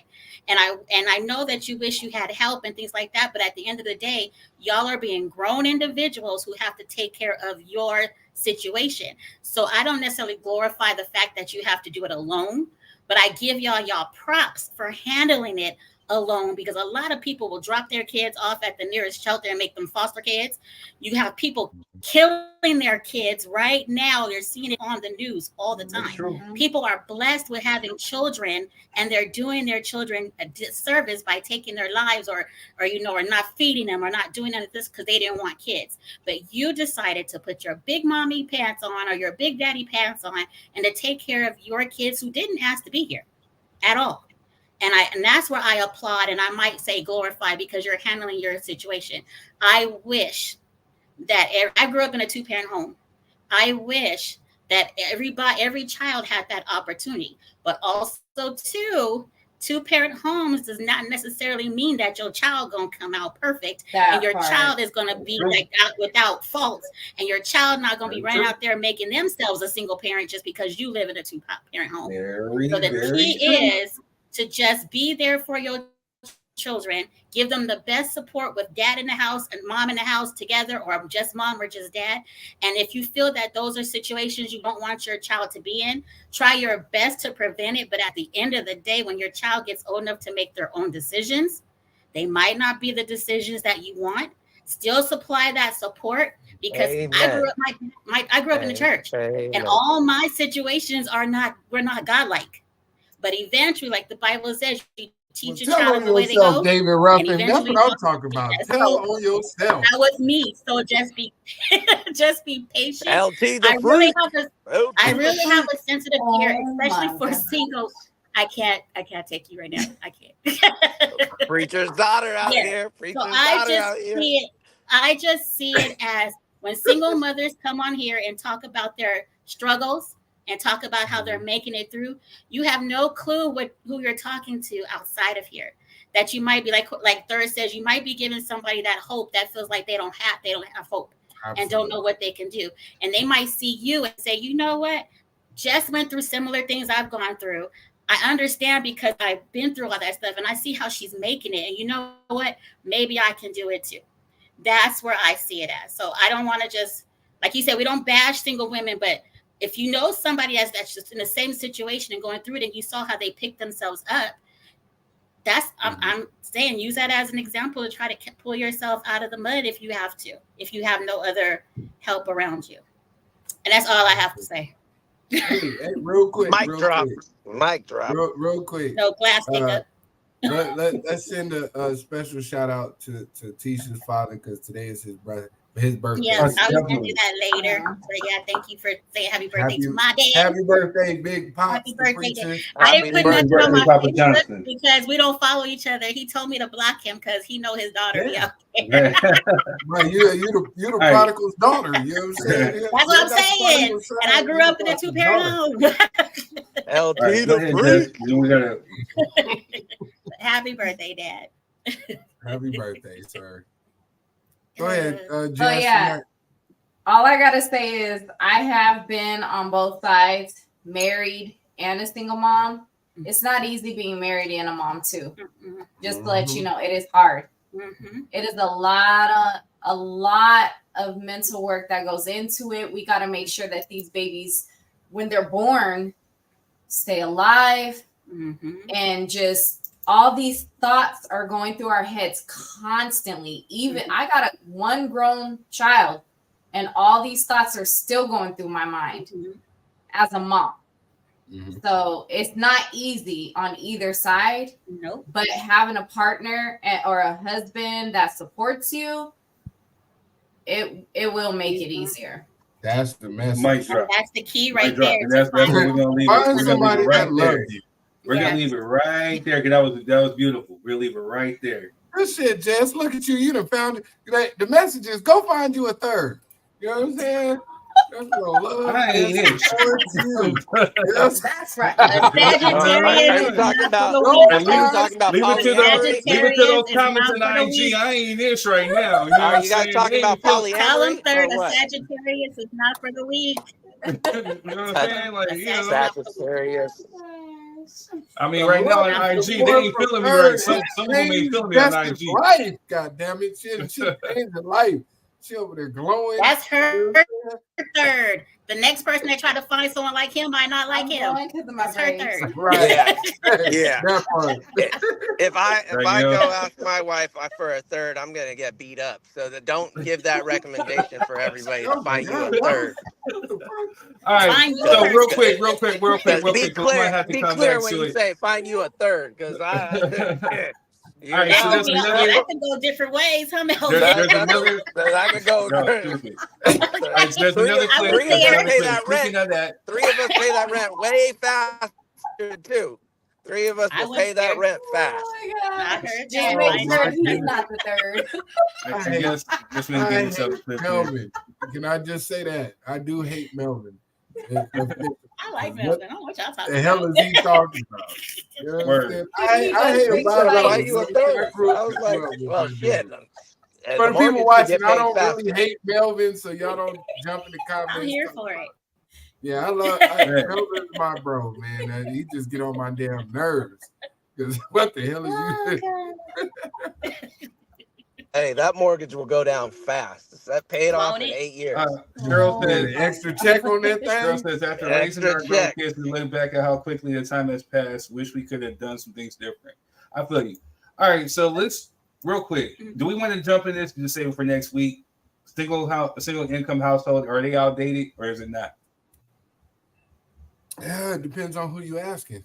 All right, here goes the clip. Do you think that we live in a time still where you can have a household where only one person is making money? Well, not could, but just go ahead, Stormy. What do you think? I think one income households are trash. I think they're outdated. I don't think we need to have many more boo boo tomato. Okay, it's done. Okay, first of all, like let's set all the inflation and how it's financially irresponsible aside, right? When you have a one income household, 9 times out of 10, this person is working their ass off to provide for this one income household. So what's going to happen? He's not in the house all the time. So what's going to happen? A woman is going to say, oh, I feel like he doesn't treat me like I'm special. He's not addressing my needs. Now what's going to happen? She don't want to have sex. Now what's going to happen? He's going to start cheating. Now we have infidelity issues. Now we have an unhappy marriage. This is foolish. It doesn't need to be said. And even all that aside, I don't feel comfortable having to go to my man and say, yo, can I have some money for deodorant? That's it. I can't do it. Yo, can I have some money for tampons? I can't do it. Like, to be that dependent on someone, like, bro, if you want to be a child all your life, just say that. Like, it's nothing wrong with being taken care of. There's nothing wrong with being well kept. But having your person take care of you, like, just as a one income household is just an ideal that I feel like we don't need anymore. Yeah, I think it's outdated. For the majority. It's not impossible, but so for me, I think that this is okay. I think that one income taking care of the house should be able to take care of everything. However, I personally do not want to be in a position where I have to ask for money, gas money, deodorant money, toilet paper money. You know what I mean? Like, can you pay my copay on my teeth cleaning tomorrow? You know what I mean? Like just dumb shit, you know? And I think for one, it takes away from your independence, your ability. That's it. Because I know a bunch of y'all men hate that word, independence. It takes away from your ability to just be a fully functioning adult. For this time and day, it's not going to work because when you pay all the bills, it's really a pay to play to speak type of thing. What do you mean? Like you got to pay to speak. Like if I'm covering all the bills, it's a dictatorship more so than a democracy, no matter what, when push comes to shove. Absolutely. Who has the goal? You know what I'm saying? Makes the rules. Yeah. That is the most uneducated, dumb, ignorant shit I've ever heard in my. That is financial abuse. What he just said. It's a dictatorship. Like, that's why dumb people don't need to be making podcasts, because if you think about it, like, a lot of people don't have a choice for single income homes. If your Do you think that we live in a time still? I'm sorry. LT said, if your husband dies, you're a widower. It's only one income. You're going to have to go to work to support your family. Then what? And then any relationship where you don't have equal access to the money, that part, it's not really a relationship. Thank you, Melvin. Because why would I not share everything with the person I'm going to be supposedly till death do us part? Till death do us part doesn't come with conditions. It's like, okay, we're going to do our best to be together. But if you're like, well, all right, well, I'm going to give you an allowance as my wife, or is that really a partnership? Is that really a relationship? Not to me. Real quick, question. Hold that thought. Please hold it. So D says, if he's a man and y'all agreed on it, then no need to ask, becomes automatic. Cheryl says, he was right. He who makes the goal makes the rules. Hell no. So go ahead, Quest. That's how they get beat. That's how you get beat. Listen, I agree with both sides of the argument. I just didn't agree with their analogies. Yeah, both sides' analogies were fucking trash. Like, you gotta pay to speak. Absurd, right? Let's start with him. Yeah, first of all, he's light skinned, so we just gonna start. He right don't there. count. He don't count. I don't like nothing he says. Yeah. Once you was light skinned and you had braids with a lineup in the front, you lost me. But you know what I'm saying? I'll just play. Light skinned people don't come for me. It was a joke. I ain't coming for you. Yeah, it was a only somebody gonna say you gotta pay the $9.99 for my OnlyFans. It was a joke. Only come for me if you're gonna pay my OnlyFans. But listen, and then also for the women who say, I don't feel like I should have to ask for deodorant and things of that nature. If you're in a real relationship with someone who is a single breadwinner, those are non-negotiables. I don't know where we're making this argument that if you don't bring the income into the house, that you turn into some type of subservient slave to where, hey, master, could I please get some pads? Because I've been bleeding for 2 days. But some men are like that. I mean, they may be, but at the same instinct, you need to decide, right? As women, y'all say y'all want full independence, and independence don't bother me. My wife is completely independent. She do it what she do. If she needs something, she should never have an issue asking me, hey, babe, I need this to do this. Then sometimes she don't even say what it's for. She, hey, send me $100. Well, shit, okay. You know what I mean? Either I got it or I don't. That's it. She work, I work, but if she needs something, I'm gonna give it because we run a codependent household. Right? And there may be a time, babe, look, I need a pack of cigarettes. You know what I'm saying? I don't get paid till tomorrow. Shoot me $10 real quick. You know what I mean? That's what a relationship is about. But say that you don't want to be in a single income household because you might have to ask for money for deodorant or toothpaste or pads. That's asinine, just as much as to say that if I'm the single breadwinner, you got to pay to be able to have a decision-making quality in this house. That's Right. stupid shit. Wrong, Like wrong we're listening relationships. to two different sides of an argument, make stupid ass arguments. Exactly. You know what I Real mean? quick, I don't mean to jump, but we got like 9 minutes. But That's a Cheryl toxic says, relationship. but seriously, this is 2024, not 1904. Who can raise a family on one income? Depends And what then she job you have. says, since being a teenager, I always had my money for. I don't want to. Tisha, just jump on. I gotta go soon, so I'm gonna just say my piece. You could have finished reading that. So yeah, I actually, before I was a single mom, I was a stay-at-home mom. I never had to ask for anything because I was on the account. I had the card, so I ain't gotta ask. Exactly. Don't need to ask. If you in a relationship, Not a right, problem like that, until get you're out. irresponsible. Yeah, exactly. Now, if I the rent think don't what we get need to paid, you might have to start asking. Yeah, You know what I'm saying? I think what we need to take account of is the generation we're in. These stupid ass topics on social media that drive these conversations. The people that are talking in these conversations are not grown adults who done seen life for very long. That's what we have to take account in. Back in the day when my grandmother was here and my grandfather was here, yes, a single parent person can take care of that household. A man, one income. A man could take care of the household and my grandmother can be at home. Also, my grandmother made money too. She used to babysit. So, like I said, it's case again, it's case by case, it's household by household. Nowadays, with how things are costing, like groceries are expensive, gas is still high or whatever, some people need to have two incomes in the home. Also, too, we need to be aware of, because I've been in this situation, not saying all men are like that, but depending on their mindset, you might wind up in a situation where that man pays everything and it don't matter if your name is on the whatever or not. You can be blocked instantly. You cannot get money. You can't say nothing. You can't give an opinion. You can't have no thoughts of your own without getting popped in your Run, mouth woman, run. because you gave a man a suggestion. And you're not Gotta supposed run. to give a man a suggestion. See, that's what I'm saying. It's all it's different things. And we can't leave that out to think that, oh, a person won't treat you that way, or this can't happen to you. Like, you need to be able to read all scenarios because there is a possibility. And so I'm with Jess. My name would have to be on everything, because you ain't just gonna get rid of me like that. You ain't supposed to put me on the street or nothing. Like, Yeah. I'm not about to have, or I'll left eye your stuff. Like, you're not about to do that to me. There's no reason. There's no reason. But there is, right, but there are situations right now where people don't be looking like that, class. You can just meet me. But there are situations Don't let my where, shit. You know what I'm saying? yeah, but we ain't got no problem.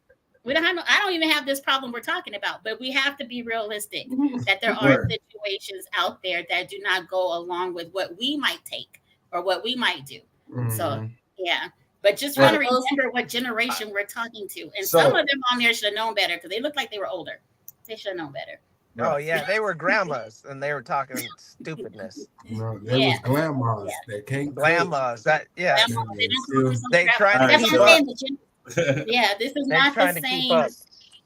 Yeah, I will say that there are lots of families that I know personally that are living on a single income in 2024. There's nothing wrong with it. It is possible. It's very possible. We're not saying that it's not. We're just saying you can't make the exception to the rule. Yeah, right? you can't live comfortably. A large percentage of individuals are not living off single income households anymore like they were in the 1930s, 40s, and 50s. And again, you're right, because then also too, it depends on the occupation. If you got someone who in the is military, in the military or in a job to where they can afford that, then yes, that's befitting. But so again, not saying it's impossible, but so how many people are within those tax brackets? That's just. But I mean, even in the military, y'all get BAH. You know what I'm saying? Your housing is paid for. Right. I'm talking about if you live on base. And the woman the wife stays home, or often the wife stays home and doesn't do anything, and the man's gone. You're living off of that one income, and they're struggling. Like usually the average person on a single income is gonna struggle. That is just being realistic. you ain't getting because- no Maseratis, baby. Yeah, because the you ain't getting average Birkin bags every other week and shit. exactly. Like that. The average You salary ain't is gotta get Birkin bags.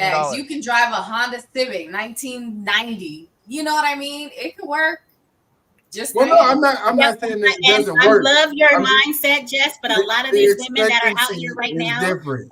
yeah, it's I want different. A a lot of these single women out here now household, want, yeah, they're and I not driving want around no Birkin Honda Civic. bags, and I want to fly to Dubai next week. I just thought of it today. So on Saturday we need to go to Dubai.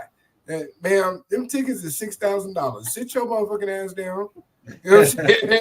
And have several seats. So you know what? We'll put a 2-pick in this. We'll revisit it because we're running out of time. You know what I'm saying? Man, this has been a good one. I just realized that there was a World Wide Web outage. So, you know, the numbers may not be where they're at because, you know, there was an outage. So, I mean, you know, we'll look for excuses. Now We with look for iPhone- solutions. You know what I'm Say saying? the World Wide Web, Jess. So no excuse. If you ain't show up to support the show, don't you ever hop up here and try to jump on the broadcast and give your opinion if you don't support us when times is rough. Yeah. What Quinn said. You damn jigaboos. Stop playing with me Thank you, before I turn you to a song. You know what I'm saying? Your part on my Kendrick shit.